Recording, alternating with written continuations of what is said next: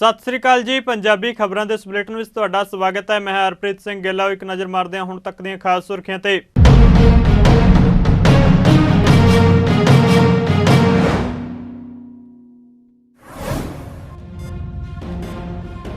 जम्मू कश्मीर के अनंतनाग में ग्रेनेड धमाका, 2 सुरक्षा कर्मियों समेत 4 लोग जख्मी। सुरक्षा बलों वालों इलाके में तलाशी मुहिम जारी।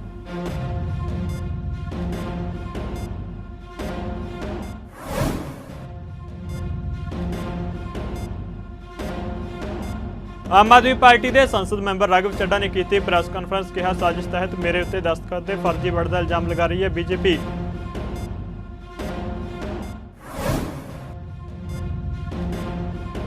पंजाब के कैबिनेट मंत्री चेतन सिंह जोड़ा माजरा ने समाणा हल्के के हड़ प्रभावित लोगों को सौंपया मुआवजा। 94 लोगों के बैंक खाते में पाई गई 32 लाख रुपए की मुआवजा राशि।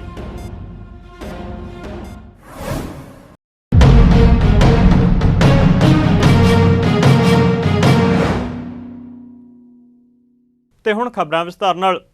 जम्मू कश्मीर के अनंतनाग जिले में अज ग्रेनेड फटन नाल 2 सुरक्षा कर्मियों समेत 4 लोग जख्मी हो गए। अधिकारी ने दस्सिया दक्षिणी कश्मीर जिले के कोकेरनाग इलाके में घेराबंदी और तलाशी मुहिम दौरान यह धमाका होया। अधिकारियों मुताबिक धमाके में जख्मी 2 सुरक्षा कर्मियों और 2 आम नागरिकों को हस्पताल में दाखिल करवा दिता गया, जिथे उनकी हालत स्थिर दसी जा रही है। इस तो बाद इलाके में तलाशी मुहिम जारी है।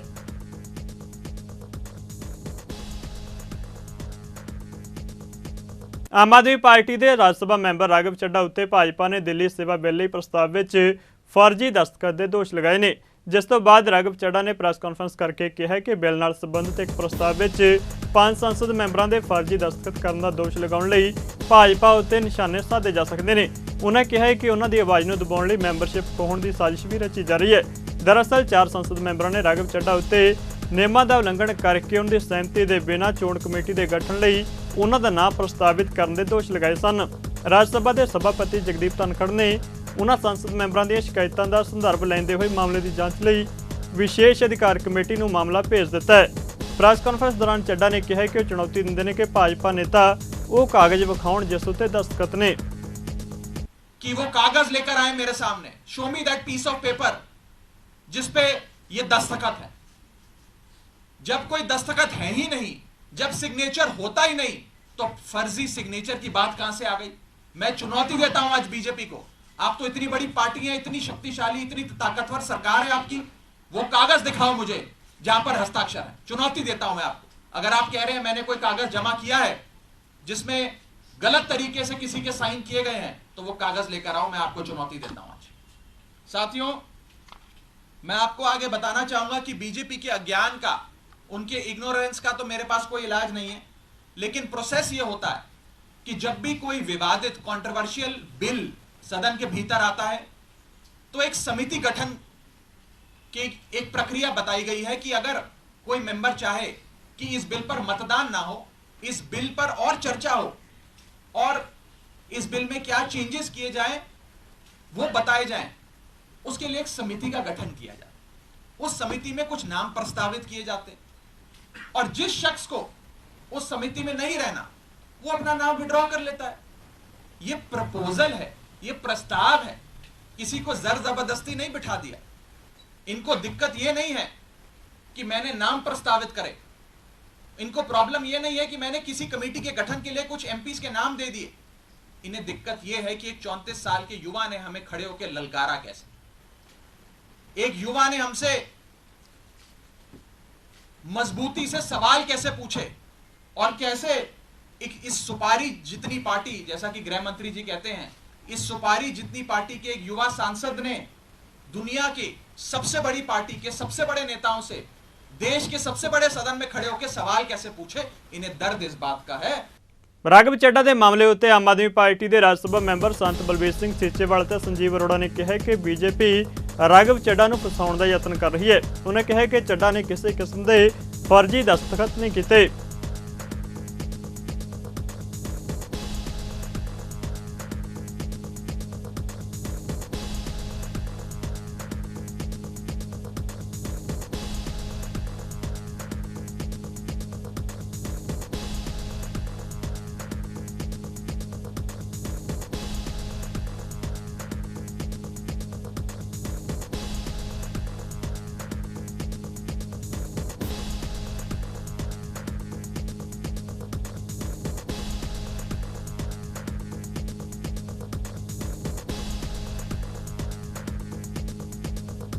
पॉलिटिकल एम्स खराब करने के लिए तो संसद तक कहीं हुए ही नहीं, क्योंकि यही बात के लिए पीसी की गई कि कहीं किसी के सिग्नेचर है ही नहीं। उसी को जो क्योंकि जो सिग्नेचर का मुद्दा उभारा जा रहा है वो इसी को स्पष्टीकरण देने के लिए कि किसी का सिग्नेचर जो है तो वो दिखा सकता है कि जहाँ इनके सिग्नेचर है। तो क्या लगता है कि इमेज खराब करने की नहीं, ये तो होता ही है। कोई पॉलिटिकल पार्टी दूसरे पर जब ब्लेम लगाती है तो वो क्या उसको खराब करने के लिए होता है। क्योंकि विपक्ष के ऊपर लगातार सवाल जो है वो खड़े कर रही है बीजेपी, कैसे देखते हैं? विपक्ष उन पर कर रहे हैं, वो उन पर वो उठाएंगे, पर जो सच्चाई है वो तो लोग जानते हैं। प्लानिंग हर पॉलिटिकल पार्टी जड़े हैगा जो अपनी कोशिश कर दी है, पर वो किसी कानून तहत ही हो सकता है, ऐसे तो हो नहीं सकता। ये जी ਹੁੰਦਾ ਤਾਂ ਤੁਹਾਡਾ ਕੀ ਸਟੈਂਡ ਰਹੇਗਾ? नहीं, वो तो कुछ को गलत करेगा तो हम तो उसकी विरोधता करेंगे। ਦੇਖੋ ਜੀ, ਉਹ ਨੋਟਿਸ ਦਾ ਤਾਂ ਉਹ ਜਵਾਬ ਦੇਣਗੇ। ਅੱਜ ਤਾਂ ਮੇਨਲੀ ਇਹ ਸੀ ਵੀ ਉਹਨਾਂ ਨੇ ਕੋਈ ਫੋਰਸ ਸਿਗਨੇਚਰ ਨਹੀਂ ਕੀਤੇ। ਦੇਖੋ ਅੱਜ ਕੱਲ ਇਹ ਸੋਸ਼ਲ ਮੀਡੀਆ ਤੇ ਸਾਰਾ ਫਾਇਰ ਵਾਂਗੂ ਫੈਲ ਜਾਂਦਾ ਕਿ ਇਹਨਾਂ ਨੇ ਕੋਈ ਫੋਰਸ ਸਿਗਨੇਚਰ ਕੀਤੇ ਹੈਗੇ। ਉਹਦੇ ਬਾਰੇ ਕਲੈਰੀਫਿਕੇਸ਼ਨ ਸੀਗੀ। संजय जी, क्या लगता है कि इमेज को डिफेम करने की कोशिश की गई है यहाँ पर? ਨਹੀਂ, ਦੇਖੋ ਜਿੰਨੇ ਤਾਂ ਇਹ ਕਿਹਾ ਕਿ ਇਹਨਾਂ ਨੇ ਫੋਰਸ ਸਿਗਨੇਚਰ ਕੀਤੇ, ਉਹ ਤਾਂ ਨੈਚੁਰਲੀ ਮੈਂ ਇਹੀ ਕਹੂੰਗਾ, ਕਿਉਂਕਿ ਕੋਈ ਡਾਕੂਮੈਂਟ ਨਹੀਂ ਫੋਰਸ ਸਿਗਨੇਚਰ ਦੇ, ਨਾ ਕਿਸੇ ਕੋਲ ਹੈਗਾ ਤੇ ਨਾ ਹੋਏ ਆ। ਪੰਜਾਬ ਦੇ ਸੂਚਨਾ ਤੇ ਲੋਕ ਸੰਪਰਕ ਮੰਤਰੀ ਚੇਤਨ ਸਿੰਘ ਜੋੜਾ ਮਾਜਰਾ ਨੇ ਐਸਟੀਐਮ ਦਫ਼ਤਰ ਵਿੱਚ ਹੜ੍ਹ ਪ੍ਰਭਾਵਿਤ 94 ਲੋਕਾਂ ਨੂੰ ਦੇ ਨੁਕਸਾਨੇ ਮਕਾਨਾਂ ਦੇ ਮੁਆਵਜ਼ੇ ਵਜੋਂ 32 ਲੱਖ ਰੁਪਏ ਬੈਂਕ ਖਾਤਿਆਂ ਵਿੱਚ ਪਾਉਣ ਦੇ ਦਸਤਾਵੇਜ਼ ਸੌਂਪੇ ਨੇ। ਕੈਬਨਿਟ ਮੰਤਰੀ ਨੇ ਕਿਹਾ ਕਿ ਮੁੱਖ ਮੰਤਰੀ ਭਗਵੰਤ ਮਾਨ ਪਹਿਲਾਂ ਹੀ ਐਲਾਨ ਕਰ ਚੁੱਕੇ ਨੇ ਕਿ ਹੜ੍ਹਾਂ ਕਾਰਨ ਲੋਕਾਂ ਦੇ ਹੋਏ ਨੁਕਸਾਨ ਦਾ ਇੱਕ ਪੈਸਾ ਮੁਆਵਜ਼ੇ ਵਜੋਂ ਦਿੱਤਾ ਜਾਵੇਗਾ। ਇਸ ਤੋਂ ਬਿਨਾਂ ਮੁੱਖ ਮੰਤਰੀ ਦੇ ਹੁਕਮਾਂ ਉੱਤੇ ਹੜ੍ਹਾਂ ਨਾਲ ਹੋਏ ਫਸਲਾਂ, ਘਰਾਂ ਅਤੇ ਹੋਰ ਨੁਕਸਾਨ ਦਾ ਪਤਾ ਲਗਾਉਣ ਲਈ ਵਿਸ਼ੇਸ਼ ਗਿਰਦਾਵਰੀ ਕੀਤੀ ਜਾ ਰਹੀ ਹੈ, ਜਿਸ ਨੂੰ 15 ਅਗਸਤ ਤੱਕ ਮੁਕੰਮਲ ਕਰਕੇ ਕਿਸਾਨਾਂ ਨੂੰ ਮੁਆਵਜ਼ਾ ਜਲਦ ਦਿੱਤਾ ਜਾਵੇਗਾ। ਜੋੜਾ ਮਾਜਰਾ ਨੇ ਕਿਹਾ ਕਿ ਹੜ੍ਹਾਂ ਦੀ ਕੁਦਰਤੀ ਮਾਰ ਨੇ ਸੂਬੇ ਅੰਦਰ ਭਾਰੀ ਨੁਕਸਾਨ ਕੀਤਾ ਹੈ, ਪਰ ਪੰਜਾਬ ਸਰਕਾਰ ਨੇ ਮੁੱਖ ਮੰਤਰੀ ਦੇ ਹੁਕਮਾਂ ਉੱਤੇ ਪਹਿਰਾ ਦਿੰਦਿਆਂ ਹੜ੍ਹ ਪੀੜਤਾਂ ਦੀਆਂ ਤਕਲੀਫਾਂ ਨੂੰ ਘਟਾ ਕੇ ਫੌਰੀ ਰਾਹਤ ਦੇਣ ਲਈ ਦਿਨ ਰਾਤ ਇੱਕ ਕਰਕੇ ਹੜ੍ਹ ਪੀੜਤਾਂ ਦੀ ਸਹਾਰ ਲਈ ਹੈ।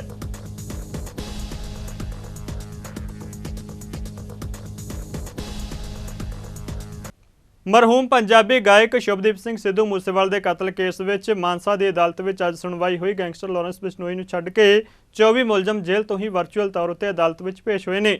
ਪੇਸ਼ ਹੋਏ ਨੇ ਗੈਂਗਸਟਰਾਂ ਵਿੱਚ ਜੱਗੂ ਭਗਵਾਨਪੁਰੀਆ, ਪ੍ਰਿਆਵਰਤ, ਫੌਜੀ ਅੰਕਿਤ ਸ਼ੇਰਸਰ ਸਮੇਤ ਬਾਕੀ 24 ਗੈਂਗਸਟਰ ਸ਼ਾਮਲ ਨੇ। ਮੂਸੇਵਾਲਾ ਕਤਲ ਕੇਸ ਦੀ ਹੁਣ ਅਗਲੀ ਸੁਣਵਾਈ 23 ਅਗਸਤ ਨੂੰ ਹੋਵੇਗੀ। ਐਸਆਈਟੀ ਨੇ ਜਾਂਚ ਵਿੱਚ ਕਿਹਾ ਹੈ ਕਿ ਕਤਲ ਬਦਲੇ ਦੀ ਭਾਵਨਾ ਨਾਲ ਕੀਤਾ ਗਿਆ ਸੀ।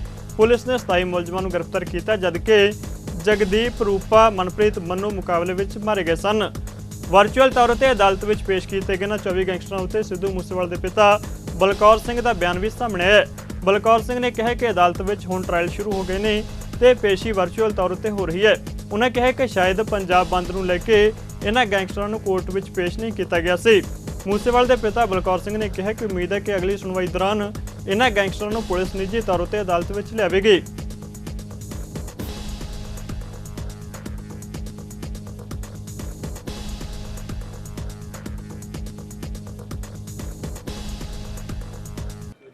ਇਹ ਥੋੜਾ ਜਿਹਾ ਜਿਹੜਾ ਅੱਜ ਵਾਲਾ ਮਸਲਾ ਇਹ ਇੱਕ ਦੋ ਗੱਲਾਂ ਮਨ ਦੇ ਵਿੱਚ ਸੀਗੇ, ਇਹ ਵਿਚਾਰ ਕਰਨ ਵਾਲੀ ਸੀ, ਉਹੀ ਕੀਤੇ ਨੇ। ਉਹ ਹਾਲੇ ਸਮਾਂ ਤੁਸੀਂ ਦੱਸੂਗਾ, ਕਿਉਂਕਿ ਜਿਹੜੀ ਮੈਂ ਅੱਜ ਦੇਖਿਆ ਇਹ ਹਾਲੇ ਮੈਂ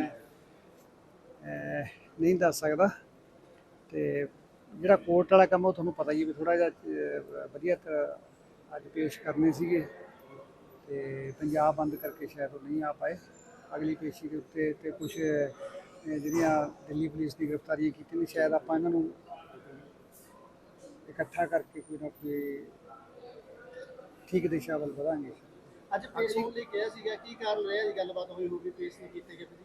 ਅੱਜ ਪੰਜਾਬ ਬੰਦ ਕਰਕੇ ਲਿਆਉਣ ਦੇ ਵਿੱਚ ਪ੍ਰੋਬਲਮ ਹੋਣੀ ਸ਼ਾਇਦ ਅਗਲੀ ਤੇ ਲੱਗਦਾ ਜੀ ਇਸ ਦੀ ਕੋਈ ਦਿਸ਼ਾ ਸਹੀ ਲੱਗਦਾ, ਕੇਸ ਦੀ ਦਿਸ਼ਾ ਸਹੀ ਜਾ ਰਹੀ ਹੈ ਵੀ ਤੁਹਾਨੂੰ ਕੋਈ ਦੇਖੋ ਅਦਾਲਤ ਦੇ ਉੱਤੇ ਤਾਂ ਭਰੋਸਾ ਪਹਿਲੇ ਦਿਨ ਤੋਂ ਹੀ ਹੈ। ਪਰਮਾਤਮਾ ਉਸ ਤੋਂ ਬਾਅਦ ਜਿਹੜਾ ਕੋਰਟ ਜਿਹੜਾ ਬਦਰੂਪੀ ਹੁੰਦੀ ਹੈ, ਆਸ ਤਾਂ ਦੇਖੋ ਪਹਿਲੇ ਦਿਨ ਤੋਂ ਹੀ ਬਣੀ ਹੋਈ ਹੈ। ਦੇਰੀ ਜ਼ਰੂਰ ਹੋਈ ਹੈ, ਦੇਰੀ ਵੀ ਤੁਹਾਨੂੰ ਪਤਾ ਵੀ ਜਿੰਨੇ ਦੋਸ਼ੀ ਆ ਸਾਰੇ ਦੂਰ ਦਰਾਡਾ ਕੋਈ ਕਿਤੋਂ ਬੜਾ ਖਿਲਰਿਆ ਹੋਇਆ ਕੇਸ ਆਪਾਂ ਕਹਿ ਸਕਦੇ ਹਾਂ। ਟਾਈਮ ਤਾਂ ਲੱਗਿਆ ਇਹਦੇ ਪਰ ਹੁਣ ਉਮੀਦ ਵਧੀ ਹੈ ਵੀ ਜਿਹੜਾ ਹੋਣ ਵਾਲਾ ਜਾਂ ਇੱਕ ਦੋ ਪੇਸ਼ੀਆਂ ਜਾਂ ਮਹੀਨੇ ਦਿਨ ਦੀ ਆਪਾਂ ਗੱਲ ਕਰੀਏ ਤਾਂ ਜ਼ਰੂਰ ਇਹਦੇ 'ਚ ਕੁਛ ਨਾ ਕੁਛ ਨਿਕਲੂਗਾ। ਪੋਜ਼ੀਟਿਵਿਟੀ ਲੱਗਦੀ ਹੈ ਥੋੜ੍ਹੀ ਜਿਹੀ ਪਹਿਲਾਂ ਨਾਲੋਂ। ਅਸੀਂ ਤਾਂ ਆਪਣੀ ਤਰਫੋਂ ਜੋ ਲਿਖਤੀ ਪੜ੍ਹਨ ਦੀ ਕੋਸ਼ਿਸ਼ ਕਰੀ ਜਾਂਦੇ ਵੀ ਜਿਸ ਤਰ੍ਹਾਂ ਨਵਜੋਤ ਪੰਧੇਰ ਹੈ ਔਰ ਕਰਮਰ ਗਰੇਵਾਲ ਹੈ, ਉਹਨਾਂ ਨੂੰ ਵੀ ਜਿਹੜਾ ਐਕਸਟ੍ਰਾ ਲਿਆਉਣਾ ਜਾਵੇ, ਕਿਉਂਕਿ ਜਿਹੜਾ ਨਵਜੋਤ ਭਟੇਰ ਹਾਈ ਵਿਜ਼ਟਰ ਵੀਜ਼ੇ ਤੇ ਗਿਆ ਹੋਇਆ ਉਹਦੇ ਤੋਂ ਕੋਈ ਦਿੱਕਤ ਵਾਲੀ ਗੱਲ ਹੀ ਨਹੀਂ ਲਿਆਉਣਾ, ਉਹਦਾ ਸਾਰਾ ਐਡਰੈਸ ਸਭ ਕਲੀਅਰ ਹੈ, ਸਭ ਕੁਛ ਸਿਕੰਦਰ ਗਰੇਵਾਲ ਦਾ ਵੀ ਇੱਦਾਂ ਹੀ ਹੈ। ਤਾਂ ਇਹ ਚੀਜ਼ਾਂ ਧਿਆਨ 'ਚ ਪ੍ਰਸ਼ਾਸਨ ਦੇ ਲਿਆਂਦੀਆਂ ਨੇ ਤੇ ਸਾਨੂੰ ਭਰੋਸਾ ਵੀ ਮਿਲਿਆ ਵੀ ਉੱਥੇ ਸਰਕਾਰ ਵੀ ਕਰਾਂਗੇ ਜਲਦੀ। NIA ਦਾ ਰੁੱਖ ਵੀ ਥੋੜ੍ਹਾ ਜਿਹਾ ਸਾਨੂੰ ਪਹਿਲਾਂ ਨੂੰ ਲੱਗਦਾ ਵੀ ਜਿੱਦਾਂ ਉਹਨਾਂ ਨੇ ਕੰਮ ਥੋੜ੍ਹਾ ਜਿਹਾ ਖਿੱਚਿਆ ਪਹਿਲਾਂ ਨਾਲੋਂ, ਤਾਂ ਆਸਬੰਦ ਹੈਗੇ ਨੇ। ਫਿਰੋਜ਼ਪੁਰ ਦੀ ਸਰਹੱਦ ਰਾਹੀਂ ਨਜਾਇਜ਼ ਢੰਗ ਨਾਲ ਪਾਕਿਸਤਾਨ ਜਾਣ ਦੀ ਕੋਸ਼ਿਸ਼ ਕਰਦੇ ਸਮੇਂ ਗ੍ਰਿਫਤਾਰ ਕੀਤੀ ਗਈ ਉਜ਼ਬੇਕਿਸਤਾਨ ਦੀ ਮਹਿਲਾ ਨੂੰ ਅੱਜ ਜ਼ਿਲ੍ਹਾ ਸੈਸ਼ਨ ਜੱਜ ਫਿਰੋਜ਼ਪੁਰ ਵੀਰੇਂਦਰ ਅਗਰਵਾਲ ਦੇ ਯਤਨਾਂ ਸਦਕਾ ਵਾਪਸ ਉਸ ਦੇ ਦੇਸ਼ ਭੇਜਣ ਦੀ ਕਾਰਵਾਈ ਕੀਤੀ ਗਈ।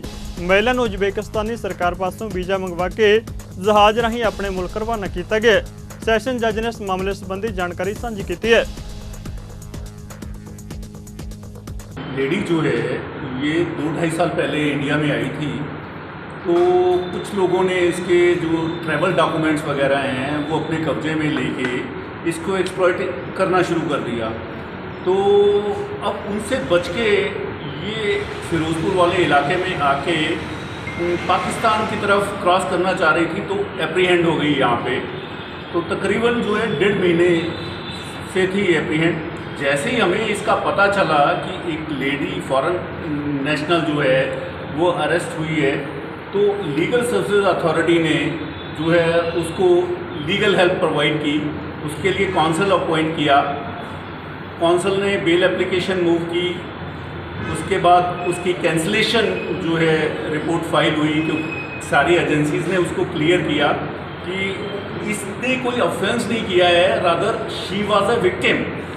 तो अब उसको जो अपने देश में जाने की समस्या थी, क्योंकि उसके पास कोई ट्रैवल डॉक्यूमेंट्स नहीं थे, कोई कुछ नहीं था, तो उसके लिए जो है डिस्ट्रिक्ट लीगल सर्विस अथॉरिटी ने एम्बेसी से, उज्बेकिस्तान एम्बेसी से कांटेक्ट किया, उसके ट्रैवल डॉक्यूमेंट्स इशू करवाए गए, और अब जब उसकी कैंसिलेशन वगैरह सारी मंजूर हो गई है और FRO उसका इशू हो गया है, तो आज उसको टिकट्स वगैरह अरेंज करवा के जो है उसके घर में भेजा जा रहा है, सो दैट कि वो अपने बच्चों से, अपनी फैमिली से रीयूनाइट हो सके। ਅੰਮ੍ਰਿਤਸਰ ਵਿੱਚ 28ਵੇਂ ਹਿੰਦ ਪਾਕ ਦੋਸਤੀ ਸੰਮੇਲਨ ਦੀਆਂ ਤਿਆਰੀਆਂ ਮੁਕੰਮਲ ਕਰਨ ਨੂੰ ਲੈ ਕੇ ਇੱਕ ਪ੍ਰੈਸ ਕਾਨਫਰੰਸ ਕੀਤੀ ਗਈ। ਹਿੰਦ ਪਾਕ ਦੋਸਤੀ ਮੰਚ ਦੇ ਜਨਰਲ ਸਕੱਤਰ ਸਤਨਾਮ ਸਿੰਘ ਮਾਨਕ, ਫੋਕਲੋਰ ਰਿਸਰਚ ਅਕਾਦਮੀ ਦੇ ਪ੍ਰਧਾਨ ਰਮੇਸ਼ ਯਾਦਵ ਅਤੇ ਚੇਅਰਮੈਨ ਸਰਜੀਤ ਜੱਜ ਵੱਲੋਂ ਇੱਕ ਪ੍ਰੈਸ ਕਾਨਫਰੰਸ ਰਾਹੀਂ ਇਸ ਬਾਬਤ ਜਾਣਕਾਰੀ ਦਿੱਤੀ ਗਈ। ਦੋਹਾਂ ਦੇਸ਼ਾਂ ਵਿਚਕਾਰ ਅਮਨ ਅਤੇ ਦੋਸਤੀ ਲਈ ਕੰਮ ਕਰ ਰਹੀਆਂ ਉਪਰੋਕਤ ਜਥੇਬੰਦੀਆਂ ਦੇ ਆਗੂ ਨੇ ਦੱਸਿਆ ਕਿ 14 ਅਗਸਤ ਨੂੰ ਸਵੇਰੇ 10:30 ਵਜੇ ਖਾਲਸਾ ਕਾਲਜ ਅੰਮ੍ਰਿਤਸਰ ਵਿੱਚ ਭਾਰਤ ਪਾਕਿਸਤਾਨ ਸਬੰਧਾਂ ਦੀ ਯੋਗੀ ਸਥਿਤੀ ਉੱਤੇ ਸੈਮੀਨਾਰ ਹੋਵੇਗਾ, ਜਿਸ ਵਿੱਚ ਅਹਿਮ ਸ਼ਖਸੀਅਤਾਂ ਸ਼ਿਰਕਤ ਕਰਨਗੀਆਂ।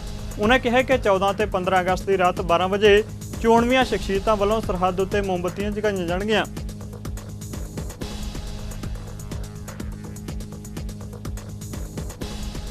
ਦੋਸਤ ਦੀ ਤਰ੍ਹਾਂ ਇਸ ਸਾਲ ਵੀ 14 ਅਗਸਤ ਤੇ 15 ਅਗਸਤ ਦੀ ਜਿਹੜੀ ਦਰਮਿਆਨੀ ਰਾਤ ਆ, ਅਸੀਂ ਹਰ ਸਾਲ ਜਿਹੜਾ ਇੱਥੇ ਦੀਵਾ ਜਗਾਉਂਦੇ ਆ ਕਿ ਜਿਹੜੇ ਇੱਧਰ ਤੋਂ ਉੱਧਰ ਉਜੜ ਕੇ ਗਏ ਨੇ, ਤਾਂ ਜਿਹੜੇ 10 ਲੱਖ ਲੋਕ ਮਾਰੇ ਗਏ ਨੇ, ਉਹਨਾਂ ਦੀ ਯਾਦ 'ਚ ਹੀ ਹਰ ਸਾਲ ਇੱਕ ਸਮਾਗਮ ਕਰਦੇ ਹਾਂ।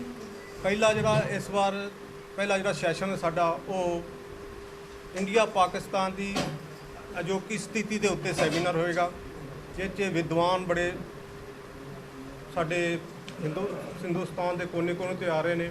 ਜਥੇਬੰਦੀਆਂ ਨੇ ਹਮੇਸ਼ਾ ਸਾਡੇ ਨਾਲ ਚੱਲੀਆਂ ਨੇ। ਅਸੀਂ ਜੋ ਇਹ 18ਵਾਂ ਸਾਡਾ ਹਿੰਦ ਪਾਕ ਜਿਹੜਾ 28ਵਾਂ ਇਹ ਸਾਡਾ ਇੱਕ ਚੱਲੇਗਾ। ਇਸ ਵਾਰ ਜਿਹੜਾ ਸੈਮੀਨਾਰ ਹੋਏਗਾ ਉਹ ਖਾਲਸਾ ਕਾਲਜ ਦੇ ਵੱਡੇ ਹਾਲ 'ਚ ਹੈ। ਉਹਦੇ 'ਚ ਇਹਦੇ 'ਤੇ ਸਾਡੀ ਜਿਹੜੀ ਗੱਲਬਾਤ ਹੋਏਗੀ, ਲੋਕਾਂ ਨੂੰ ਜਿਹੜਾ ਦੱਸਿਆ ਜਾਏਗਾ ਕਿ ਕੀ ਹਿੰਦੁਸਤਾਨ ਦੀ ਕੀ ਸਥਿਤੀ ਹੈ, ਪਾਕਿਸਤਾਨ ਦੀ ਕੀ ਸਥਿਤੀ ਹੈ, ਇਹਨੂੰ ਕਿਸ ਤਰ੍ਹਾਂ ਜੋੜਿਆ ਜਾਵੇ। ਕਿਉਂਕਿ ਅਸੀਂ ਜਦੋਂ ਦੇ ਅਸੀਂ ਕਰ ਰਹੇ ਹਾਂ 28 ਸਾਲ ਤੋਂ, ਸਥਿਤੀਆਂ ਪਹਿਲਾਂ ਤਾਂ ਠੀਕ ਹੋਈਆਂ ਸੀ, ਉੱਧਰੋਂ ਵੀ ਲੋਕ ਆਉਂਦੇ ਰਹੇ ਨੇ। ਤੁਹਾਡੇ ਸਾਹਮਣੇ ਕਿੰਨੇ 50 ਪਾਰਲੀਮੈਂਟੇਰੀਅਨ ਆਉਂਦੇ ਰਹੇ, 20 ਪਾਰਲੀਮੈਂਟੇਰੀਅਨ ਸਾਡੀ ਸਟੇਜ 'ਤੇ ਬਹਿੰਦੇ ਰਹੇ ਨੇ, ਇੱਧਰੋਂ ਆਉਂਦੇ ਰਹੇ ਨੇ। ਉਦੋਂ ਤਾਂ ਪ੍ਰਾਈਮ ਮਿਨਿਸਟਰ ਦੇ ਮੈਸੇਜ ਆਉਂਦੇ ਰਹੇ ਨੇ ਸਾਨੂੰ ਕਿ ਹਾਂ ਜੀ ਤੁਸੀਂ ਬਹੁਤ ਅੱਛਾ ਕੰਮ ਹੈ। ਸਾਡੇ ਮਨਮੋਹਨ ਸਿੰਘ ਹੋਰਾਂ ਨੇ ਮੈਸੇਜ ਭੇਜਿਆ ਸੀ ਕਿ ਤੁਸੀਂ ਜਿਹੜਾ ਫੰਕਸ਼ਨ ਕਰਦੇ, ਉਹਨਾਂ ਦੀ ਚਿੱਠੀ ਭੇਜੀ ਸਾਨੂੰ। ਇਸ ਤਰ੍ਹਾਂ ਲਗਾਤਾਰ ਗੱਲਾਂ ਚੱਲਦੀਆਂ ਰਹੀਆਂ ਤੇ ਖੁੱਲ੍ਹੇ ਦਿਲ ਨਾਲ ਕਹਿੰਦੇ ਵੀਜ਼ੇ ਵੀ ਮਿਲਦੇ ਰਹੇ। ਬੁਢਲਾਡਾ ਤਹਿਸੀਲ ਦੇ ਪਿੰਡ ਦਾਤੇਵਾਸ ਅਤੇ ਕੁਲਾਣਾ ਦੇ ਕਿਸਾਨਾਂ ਦੀ ਜ਼ਮੀਨ ਉੱਪਰ ਪਰਲ ਕੰਪਨੀ ਦੀ ਆੜ ਹੇਠ ਕੀਤੀ ਗਈ ਲਾਲ ਐਂਟਰੀ ਨੂੰ ਰੱਦ ਕਰਵਾਉਣ ਲਈ ਉਗਰਾਹਾਂ ਜਥੇਬੰਦੀ ਦੀ ਅਗਵਾਈ ਵਿੱਚ ਕਿਸਾਨਾਂ ਦਾ पिछले कई महीने तो बुढ़लाडा के SDM दफ्तर अगे धरना लगातार जारी है। जिला प्रशासन वालों इस मामले संबंधी पुख्ता कार्रवाई न करन कारण अज बाद दोपहर किसानों वालों BKU एकता उगराहां की अगवाई में बुढ़लाडा के बूहा रोड से बने फ्लाईओवर हेठां बठिंडा दिल्ली रेलवे लाइन के नज़दीक धरना लगाया गया। मौके पर पहुंचे बुढ़लाडा के तहसीलदार वालों 20 अगस्त तक किसानों की जमीनों उत्ते कीती लाल एंट्री हटाउण का भरोसा दिते जाने तो बाद किसानों ने धरना चुक लिया। उन्होंने कहा कि SDM दफ्तर बुढ़लाडा अगे चल रहा धरना जारी रहेगा। जेकर 20 अगस्त तक जिला प्रशासन ने जमीनों तो लाल एंट्री ना हटाई तो दोबारा रेलों का चक्का जाम किया जाएगा। कि बरलाडे एरिए ਦੇ ਵਿੱਚੋਂ ਦੋ ਪਿੰਡਾਂ ਦੀ 800 ਏਕੜ ਜ਼ਮੀਨ ਪਰਲੇਜ ਕੰਪਨੀ ਦੇ ਨਾਂ ਤੇ ਜਿਹੜੀ ਉਹ ਅਟੈਚ ਕਰ ਛੱਡੀ ਹੈ। ਮੰਨ ਲਓ ਇੱਕ ਕਿਸਾਨ ਨੇ 1 ਕਿੱਲਾ ਪਰਲੇਜ ਕੰਪਨੀ ਨੂੰ ਵੇਚਤਾ, ਉਹਦੇ 4 ਭਰਾਵਾਂ ਦਾ ਸਾਂਝਾ ਖਾਤਾ ਹੈ, ਉਹ ਸਾਰੀ ਦੀ ਸਾਰੀ ਅਟੈਚ ਕਰ ਲਈ। ਉਹਤੇ ਪਾਬੰਦੀ ਹੈ ਨਾ ਲੋਨ ਮਿਲਦਾ ਹੈ ਨਾ ਉਹ ਕੋਈ ਬੈਗਹਿਣੇ ਹੁੰਦੀ ਹੈ। 6 ਮਹੀਨੇ ਹੋ ਗਏ ਬੁਢਲਾਡਾ ਦੀਆਂ ਕਚਹਿਰੀਆਂ 'ਚ ਧਰਨਾ ਲੱਗੇ ਨੂੰ ਇਸ ਮੰਗ ਨੂੰ ਲੈ ਕੇ, ਪਰ ਸਰਕਾਰ ਹੈ ਜਿਹੜੀ ਉਹ ਟਸ ਤੋਂ ਮਸ ਨਹੀਂ ਹੁੰਦੀ ਸੀ। ਅੱਜ ਅਸੀਂ ਰੇਲਾਂ ਰੋਕਣ ਦਾ ਐਲਾਨ ਕੀਤਾ ਜੀ, ਜਿਸ ਤੋਂ ਬਾਅਦ प्रशासन के अधिकारी आए है। तहसीलदार साहब ने इत्थे लैटर दिखाया कि सरकार वालों लैटर आ गया, ਜਿਹੜੀਆਂ परलेज कंपनी के नाम जमीन है जिहड़ी ਉਹ हिस्सा छड्ड के बाकी किसानों ਦੀਆਂ ਜ਼ਮੀਨਾਂ ਜਿਹੜੀਆਂ लाल एंट्री पाइयां ਉਹ 20 तरीक तक हटा दी जाऊगी। जिस तो बाद असीं ਜਿਹੜਾ रेलवे लाइन ते ਜਿਹੜਾ धरना देना सी ਉਹ टालता। असीं 20 तरीक तक उड़ीक करांगे। ਜਿਹੜਾ ਕਚਹਿਰੀਆਂ 'ਚ ਮੋਰਚਾ ਚੱਲਦਾ ਦਿਨ ਰਾਤ ਦਾ ਉਹ ਚੱਲੂਗਾ। ਜੇ 20 ਤਰੀਕ ਤੱਕ ਲਾਲ ਐਂਟਰੀ ਨਾ ਹਟਾਈ ਤਾਂ ਮੁੜ ਕੇ ਰੇਲਾਂ ਦੁਬਾਰੇ ਰੋਕਾਂਗੇ। आंगनवाड़ी वर्कर यूनियन वालों जिला प्रबंधकी कंपलैक्स फतेहगढ़ साहब अगे अपन मंगां नूं लैके पंजाब ते केंद्र सरकार के खिलाफ नारेबाजी की गई। इस मौके यूनियन के सूबाई प्रधान हरजीत कौर पंजोला ने कहा कि पिछले 46 सालों तो बच्चों के चौमुखी विकास लई काम कर रही ICDS स्कीम नूं सरकार वालों निजीकरण वाल तोरिया जा रहा है। उन्होंने कहा कि जदों तो केंद्र में भाजपा की अगवाई वाली सरकार बनी है उदों तो ही इस स्कीम के बजट में लगातार कटौती की जा रही है। सरकार इस स्कीम नूं चलाउण लई पूरी तरह संजीदा नहीं है। साल 2023-24 कौमी सिक्ख्या नीति का हवाला दिंदे होए ICDS विच NGOs नूं टोकिया जा रहा है, जो कि निजीकरण का संकेत है।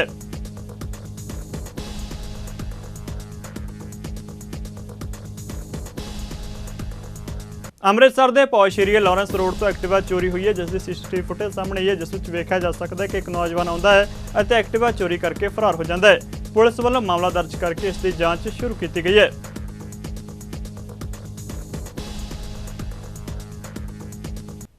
पंजाबी खबरों के इस बुलेटिन फिलहाल नहीं जाते नज़र मारते हैं मौसम के हाल से। तुसीं बने रहो चढ़दी कला टाइम TV दे नाल। धन्यवाद।